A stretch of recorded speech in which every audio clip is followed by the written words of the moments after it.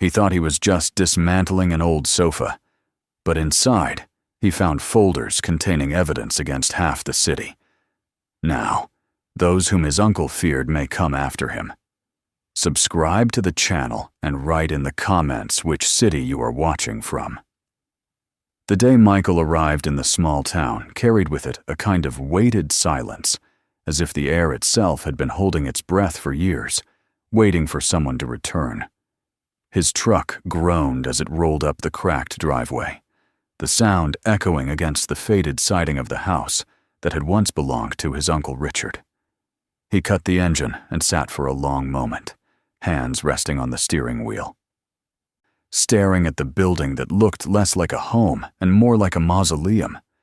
The paint had peeled away in broad, curling strips, the porch sagged under its own tired beams, and the windows looked clouded, like eyes that had grown weary of watching the world.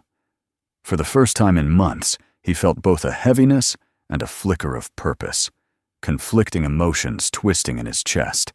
He had not come here because he wanted to, not exactly, but because he had nowhere else to go. The past year had stripped him bare. His marriage had ended in bitterness. His wife claiming the house in Indianapolis, their children now sleeping each night beneath a roof that no longer included him.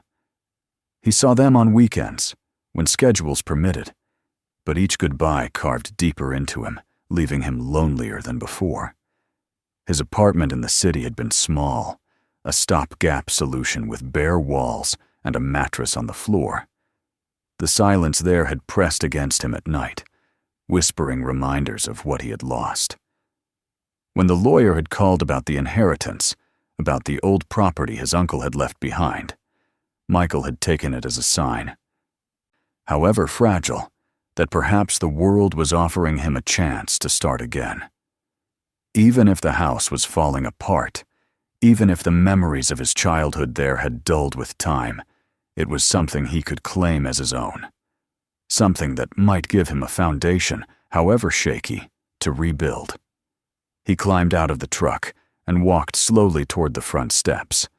Each board creaked beneath his weight, the wood soft with rot, and he wondered how many storms the old porch had survived. The key slid easily into the lock, as though no one had ever thought to change it, and when the door opened, a wave of stale air rolled out. Dust, mildew, the faint must of wood that had absorbed too many years of silence. He stepped inside, blinking against the dim light that filtered weakly through heavy curtains. The interior was much as he remembered from his childhood visits. Heavy wooden furniture that had seemed imposing then and only looked tired now. Shelves lined with books whose spines had cracked, and framed photographs of people long since gone. The clock in the corner had stopped, who knew how many years ago, its pendulum frozen mid-swing. The house felt like a museum of a life that had slipped away unnoticed, but his gaze settled, almost inevitably, on the sofa.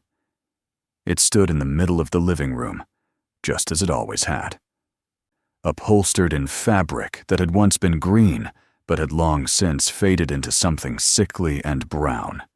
The arms sagged, the stuffing poked out from tears along the seams, and the springs groaned when he pressed his hand against the cushion. For a moment, he considered dragging it out to the curb. It was ugly, useless, a relic best forgotten. Yet as he stood there staring at it, memories stirred, threading through him like faint voices from another time. He remembered sitting there as a boy, legs too short to touch the floor, while Uncle Richard poured them both glasses of soda and switched on a football game.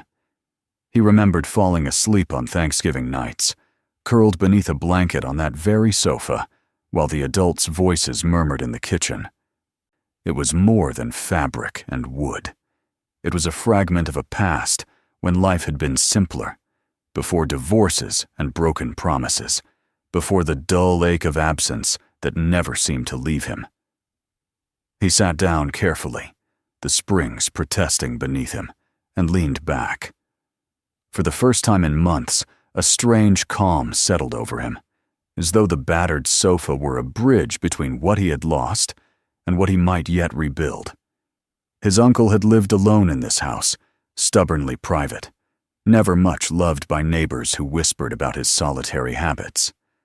Michael had never questioned it, had always thought of him as a man who preferred silence. Now, though, the weight of that silence pressed differently. There was something almost expectant about it, as though the house itself had been waiting for him to arrive. He thought briefly of leaving everything behind, of driving back to the city and the anonymity of his rented apartment. But the thought faded quickly. He had made his choice. This was his house now, his inheritance, and whether it was a blessing or a burden, it was the place where he would begin again. That evening, he unpacked what little he had brought: a duffel bag of clothes, a box of tools, and a few essentials. He found an old coffee machine in the kitchen, its glass pot stained from years of use, and set it on the counter. The house was quiet, almost oppressively so, every creak of the floorboards reminding him how alone he was. Yet the sight of the sofa anchored him. It felt wrong to throw it away. Instead, he imagined restoring it, giving it new life. He had always been good with his hands, fixing cars, patching engines, working with tools. Why not here? Why not take something broken, something everyone else would discard, and prove it still had value? He smiled faintly at the thought, though he would never say it out loud. Restoring the sofa would be more than a project. It would be a metaphor, a way to prove to himself that broken things weren't always beyond repair. The next morning brought with it a gray drizzle, rain tapping against the windows in a steady rhythm. Michael brewed coffee in the sputtering machine, its bitter scent filling the kitchen, and carried a mug into the living room. He studied the sofa with the careful eye of a mechanic preparing for a challenge. Its fabric was worn thin, its frame warped, but beneath the years of neglect, he sensed something salvageable. He rolled up the sleeves of his flannel shirt and set his toolkit on the floor. One by one, he began prying out the tarnished tacks that held the fabric in place. Dust puffed into the air with each movement, making him cough, but he pressed on. The work was tedious, but grounding. For the first time in months, his hands had a purpose beyond oil changes and brake pads. Here, in this silent room, he could lose himself in the simple act of pulling apart and rebuilding. Hours slipped by unnoticed as he worked. The fabric tore away in strips, revealing layers of cotton batting gone yellow with age, rusted springs, and wood splintered from decades of use. He expected nothing more than decay, perhaps a mouse nest tucked into a corner, but the rhythm of the work steadied him. The rain outside blurred time, and for a while he forgot about the city, his ex-wife, the children he missed so fiercely. All that existed was the sofa, his hands, and the sound of staples squealing free. It was only when his screwdriver scraped against something hard that his rhythm faltered. He frowned, assuming it was a stubborn nail or part of the frame, and pried more carefully. Beneath a thick layer of padding, his fingers brushed against something smooth, out of place among the dust and stuffing. He pulled back more fabric, heart quickening, and saw the edge of a plastic bag tucked tightly against the wood. His breath caught as he worked it free, tugging until the hidden package slid into his lap. The bag was heavy, its contents rigid and carefully stacked. He opened it slowly, his fingers trembling, and found not scraps of old upholstery, but folders.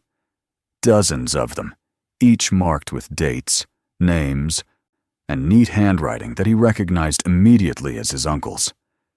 Alongside the folders lay small recorders, their casings scuffed from use, and flash drives labeled in the same meticulous script. Michael stared at the collection, stunned. For a long moment he could not process what he was holding. He had expected dust, maybe forgotten coins or trinkets. Not this. He flipped open the first folder and scanned the pages. Reports, notes about meetings, surveillance details, photographs paper-clipped to the corners. He opened another, and another, his pulse quickening with each discovery. The names inside were familiar. Police officers from the town, men he had seen in uniform when he was younger. But here they were, linked to things he could barely comprehend. Bribes, meetings with known gang members, details of crimes brushed aside. Every folder seemed to pull back a curtain on a darker truth. He dropped the files onto the floor and sat back, his head spinning. Uncle Richard, the solitary man who had seemed like nothing more than a recluse, had been fighting a war in silence, a war against the very people he had worked alongside. The realization made Michael's chest tighten. The sofa had not been just a place to rest. It had been a vault, a hiding place for truths too dangerous to speak aloud. And now those truths were in his hands. The rain outside continued its steady tapping, but the sound no longer soothed him. The house felt different now, charged with a weight he had not noticed before. The silence was no longer simply the quiet of an old place, but the silence of secrets waiting to be uncovered. Michael looked at the pile of folders, the recorders, the flash drives, and felt the room close in around him. His uncle had not trusted anyone. Not the police, not his colleagues, not even neighbors. He had hidden everything here, inside a piece of furniture no one would think to touch. And now, whether he wanted it or not, Michael had inherited more than a house. He had inherited a burden. As evening settled in and shadows stretched across the room, he gathered the folders back into the bag and placed it carefully on the table. His hands still trembled. He poured himself another cup of coffee, though it had long since gone bitter and lukewarm, and sat staring at the sofa's gutted frame. The project of restoration no longer felt simple. The fabric and springs had given way to something larger, something he was not ready to name. He thought of his uncle, of the man who had walked these rooms alone, burdened by truths no one else would carry. And he wondered, with a cold shiver, whether his uncle had died naturally, or whether the secrets hidden in that sofa had cost him more than anyone had realized. The house groaned in the wind as the night deepened. Michael turned on a lamp, the yellow glow barely pushing back the darkness. The folders lay waiting on the table, patient and accusing. He closed his eyes for a moment, telling himself he would look through them later, when he was stronger, when the fear had settled into something manageable. But deep down, he knew the decision had already been made. He could not ignore them. He could not unknow what he had seen. His life, once stripped bare by divorce and loss, had taken on a new weight. The inheritance he had thought would give him a fresh start had instead opened the door to something far more dangerous. And in the quiet of that first night, as he sat alone in the dim light of the living room, Michael realized that restoring the sofa had been the easy part. What came next would be far more difficult. The night had been restless, filled with the groans of the old house and the uneasy rhythm of his own breathing. When morning finally crept through the curtains, pale and hesitant, Michael sat on the edge of the bed, with the weight of the previous day pressing heavily on him. The discovery in the sofa had changed the air in the house, altering it from the silence of neglect to something charged and watchful. He descended the creaking staircase and found the bag of folders and devices exactly where he had left them on the table. They seemed to radiate a presence, demanding attention, refusing to let him turn away. He poured himself a cup of coffee that tasted more bitter than usual and sat down across from them. The drizzle from the night before had ended, leaving a raw chill that seeped into the wooden frame of the house. He told himself he would only glance through the contents, only long enough to satisfy curiosity. But he already knew that would not be enough. His hands reached for the first folder, as though compelled. The papers were meticulous, organized in a way that revealed his uncle's disciplined mind. Dates lined the margins, locations circled in pen, names underlined again and again. At first, the words blurred together, his tired eyes struggling to process the breadth of what he was holding. But gradually, as he forced himself to focus, a picture emerged. There were lists of cash transfers, notes about shipments that arrived in town under the cover of night, details of meetings between men who should have been enemies, but instead worked in concert. What shocked him most were the names of police officers, men he had recognized in his youth as figures of authority, now listed side by side with gang leaders and known criminals.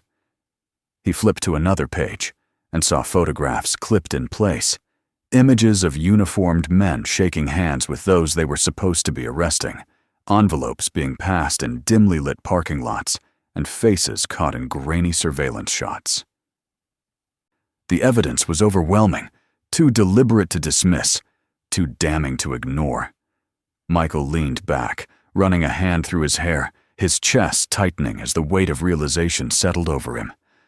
Richard had not been a recluse out of choice.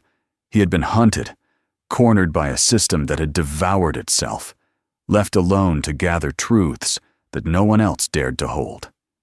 The loneliness Michael had felt in this house was not just the absence of family, but the residue of a man forced into silence by the corruption surrounding him. His uncle had spent years building this archive, knowing it was both a shield and a curse, and now that burden had been passed on to him. He switched on one of the small recorders, its casing scuffed but functional. A green light flickered weakly, and a low hiss filled the room before a voice cut through the static. It was his uncle's voice, steady but tired, dictating notes to himself. He spoke of a meeting scheduled with a sergeant whose loyalty was in doubt, of a conversation overheard between two men discussing a payoff. The recording ended abruptly, replaced by another, this one capturing a different voice altogether. It was deeper, rougher, filled with menace. The words sent a shiver down Michael's spine. Threats of what would happen if money was not delivered, reminders that there was no escape. He shut the device off quickly, his pulse racing. The evidence was not just written, but spoken, preserved in sound.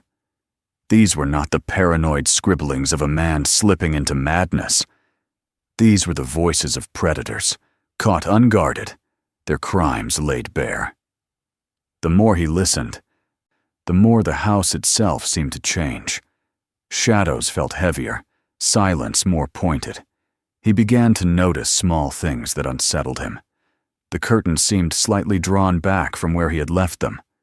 The back door's lock bore faint scratches as though someone had tested it in the night.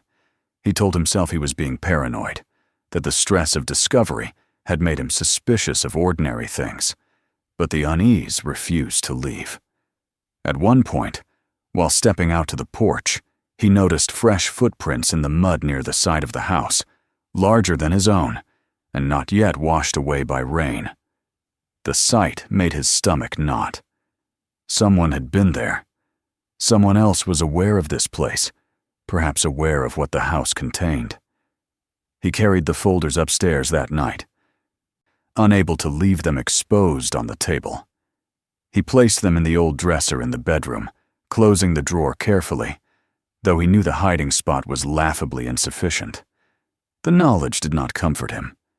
Sleep came only in fragments, each creak of the timbers jolting him awake, each gust of wind against the shutters, making him imagine footsteps in the hall. His uncle had lived like this for years. The files proved it. The man had been watching shadows, listening for threats, sleeping with the knowledge that enemies were never far away. And eventually, the strain must have consumed him. Michael lay in the bed, staring at the ceiling, wondering whether the heart attack that had claimed Richard was truly natural or the final blow of a life lived under siege. The days that followed blurred into one another, filled with long hours of sifting through documents, listening to recordings, and piecing together the story his uncle had left behind. The deeper he went, the clearer it became. The town was not merely corrupted, it was controlled. The gangs had bought the loyalty of officers, prosecutors, even judges. Cases were dismissed, investigations buried, evidence conveniently lost. And Richard had been alone in fighting it, his every attempt to report upwards smothered by the very system that was supposed to uphold justice. Michael found lists of names, some crossed out with a thick line of ink, others circled in red. He didn't know whether those crossed-out names were men already silenced, or those his uncle had deemed beyond saving. The realization chilled him to the bone. These were not distant crimes, not stories he had read in newspapers about cities far away. This was here, in this small town, hidden behind the familiar faces of men in uniform and neighbors who smiled on the street. The house grew oppressive as the weight of truth sank deeper. He could not shake the sense of being observed, as though the very walls had eyes. At night, he would patrol the rooms with a flashlight, opening cupboards, tapping on walls, half expecting to find more hidden devices like the ones in the sofa. Each time he found nothing, but the lack of discovery was no comfort. The paranoia gnawed at him, each empty corner filled by the echo of threats he had heard on the recorder. More than once, he thought he saw a figure at the edge of the yard, a shadow slipping away when he turned his head. Whether real or imagined, the fear tightened its grip. He tried to focus on the practical. The folders had to mean something, not just for him, but for someone who could act on them. He found, in one of the later files, a page with names written more carefully than the rest. A journalist, a federal agent, both underlined and marked with numbers. His uncle had trusted them, or at least believed they could be trusted. It was a faint lifeline, a reminder that not everyone was compromised. Michael copied the numbers onto a scrap of paper and placed it in his wallet, though he hesitated at the thought of making the call. To involve anyone else was to step further into a world he did not understand. And yet, the alternative remaining silent, carrying the knowledge alone, felt unbearable. The nights grew longer, filled with the sense of danger closing in. One evening, as he stood at the window, he noticed a car idling on the far end of the street, headlights off, barely visible in the shadows. He watched it for several minutes, heart pounding, before it finally pulled away. The next morning, he found a small rock placed deliberately on the porch railing, as though to signal that someone had been close enough to leave a message. No words accompanied it, no note or symbol, but the meaning was unmistakable. He was not alone in knowing what had been hidden in that sofa. Others were aware, and they were waiting. The house had become both a refuge and a prison. The walls that once felt like protection now felt like traps, containing him with his uncle's secrets. He thought often of leaving, of loading the truck and driving until the town was far behind him, but he knew it would solve nothing. The folders would remain, the recordings would still exist, and the men who had threatened Richard would still be out there. He felt the pressure of responsibility tightening around him. To leave would be to abandon not only his uncle's legacy, but the possibility of exposing the truth. He could not shake the image of Richard sitting alone in the same room, listening to the same threats, scribbling notes in the margins of those folders. His uncle had fought alone, and now Michael was left to decide whether to carry that fight forward or let it all rot in silence. One night, unable to resist the pull, he returned to the dresser and removed another recorder. He pressed play and heard the scrape of chairs, the shuffle of feet, and then voices he did not recognize. They spoke of debts unpaid, of deadlines passed, of consequences that would follow. The tone was casual, almost businesslike, but beneath it was a menace that made Michael's skin crawl. Then came a familiar voice, gruff and strained. His uncle's. He spoke with defiance, insisting he needed more time, that he would not be broken. The response was swift and cold. Time was gone, patience exhausted. Michael shut the recorder off, his hands trembling. He sat in the darkness, the device heavy in his lap, feeling the echo of those words reverberate through the walls. His uncle had been cornered, pressed on all sides, his every breath measured against a clock he could not control. Michael placed the recorder back into the drawer and closed it, though the sound of the wood sliding shut did nothing to ease his dread. He climbed into bed fully clothed, leaving the lamp on, staring at the shadows that shifted across the ceiling. Each crack of the old timbers became a footstep, each sigh of the wind a whisper. He lay awake long into the night, knowing that the legacy he had uncovered was not something that could be ignored or forgotten. It demanded action, demanded courage, demanded a choice. And as the hours stretched toward dawn, he understood with painful clarity that what had begun as an attempt to restore a piece of furniture had transformed into something far more dangerous. The sofa had given up its secrets, and in doing so, it had placed him on a path from which there would be no return.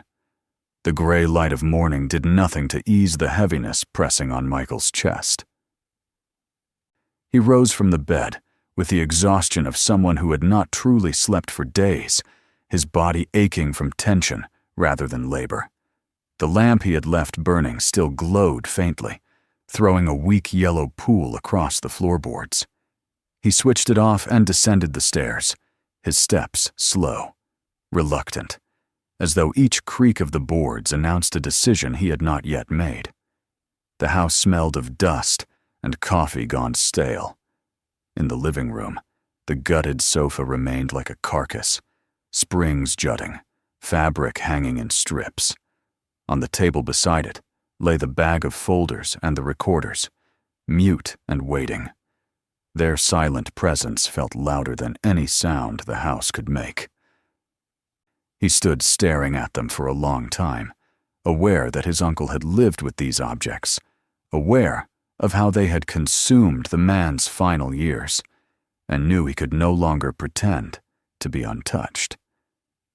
He poured himself coffee that had been left from the night before, cold and acrid, and drank it anyway. The bitterness grounded him, even as it unsettled his stomach. He thought about the recordings he had heard, about the threats that had pressed against Richard until he broke. He thought about the names listed in careful handwriting. Men of uniform and authority, who should have been protectors, but were instead predators. The evidence had passed into his hands, and with it the question of what to do. For a fleeting moment, he imagined sealing everything back into the bag, driving to the nearest river and throwing it into the water until the weight of it disappeared beneath the current. That would be the easy way. But even as the thought crossed his mind, he knew it was impossible. He could not unhear the voices. He could not unsee the photographs. His uncle had died carrying this burden, and now it had been placed squarely on his shoulders. The house no longer felt like a refuge. Its silence had become hostile, filled with the possibility of footsteps and eyes. At night, the shadows lengthened, and every sound seemed to echo louder than it should. He double-checked the locks on doors and windows, closed the curtains tight, and still lay awake with the certainty that he was being watched. Sometimes, out of the corner of his eye, he thought he saw movement in the yard, a shape retreating into the darkness before he could focus on it. He told himself it was paranoia, the residue of fear inherited with the folders, but he could not shake the feeling that others knew. The scratches on the back door, the car idling at the end of the street, the rock left deliberately on the porch railing. These were not coincidences. They were messages. He was not the only one aware of the sofa's secret. Whoever had threatened his uncle might already be circling him. Michael's mind turned constantly to his children. He pictured Emily's small hands reaching for him when he dropped her off on Sundays, Josh's laughter echoing in the park before fading into the silence of goodbyes. They were his anchor, the reason he could not surrender to despair. Yet they also made the danger sharper.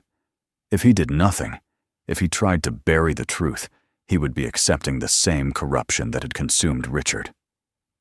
And what kind of father would that make him? He wanted his children to live in a world where justice was not a word spoken hollowly by men who had already sold themselves. That thought hardened into resolve, even as fear whispered against it.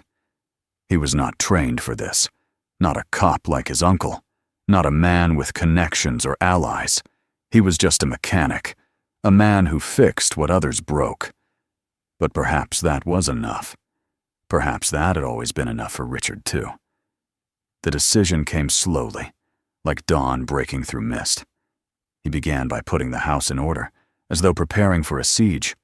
He replaced the locks on the doors, tested each window, and bought motion lights that flickered on at the slightest movement. He walked the perimeter of the yard, memorizing its shadows and weak spots. Inside, he sorted the folders, stacking them into categories: financial records, photographic evidence, transcripts of conversations. He transferred recordings onto his uncle's battered laptop and copied them onto a flash drive, then made another copy and hid it beneath a loose floorboard in the upstairs bedroom. The act steadied him, giving shape to the chaos. He told himself that if anyone came for him, the truth would not be lost with his silence. His uncle had trusted him unknowingly, and he could not let that trust end in vain. But as the days passed, the signs of encroaching danger grew clearer. He noticed unfamiliar faces in town when he went to buy supplies, men who lingered too long outside the hardware store, who turned away quickly when he looked at them. He came home one evening to find the gate to the yard unlatched, though he was certain he had secured it. Another time, a window in the kitchen stood cracked open when he had left it shut. No possessions had been taken, nothing disturbed.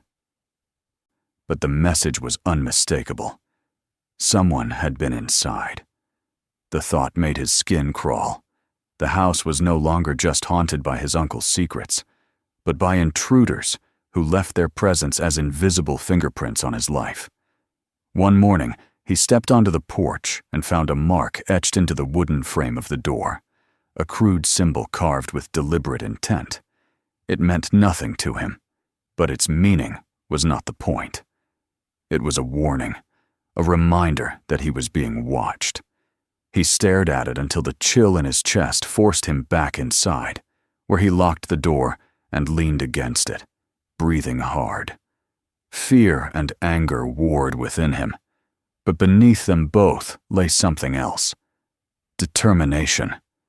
His uncle had lived in fear until it consumed him. Michael refused to end the same way. The folders had given him more than knowledge. They had given him a choice, and that choice demanded action. He sat at the table that night, the lamp casting a narrow circle of light on the worn wood, and laid out the documents again. His uncle's handwriting seemed to speak across time, urging him onward. He studied the names and numbers written carefully in the later files, the contacts his uncle had trusted: a journalist, a federal agent. Outsiders, men not tangled in the web of corruption that bound the town. Richard had written notes beside them. Instructions as though preparing for someone else to carry the torch. For Michael, those names became more than words. They were lifelines, threads of hope leading out of the darkness. He copied the information again, folding the paper neatly and placing it in his pocket.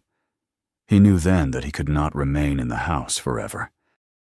To stay was to wait for the knock on the door, the shadow at the window, the slow tightening of the trap. To leave was to step into danger willingly, but at least it would be danger faced with purpose. The following evening, as the sun dipped low and shadows stretched long across the yard, he packed the folders into a box, securing them with twine. He placed the recorders inside carefully, as though they were fragile relics, and tucked the flash drive alongside them. Then he carried the box to the truck and set it gently on the passenger seat.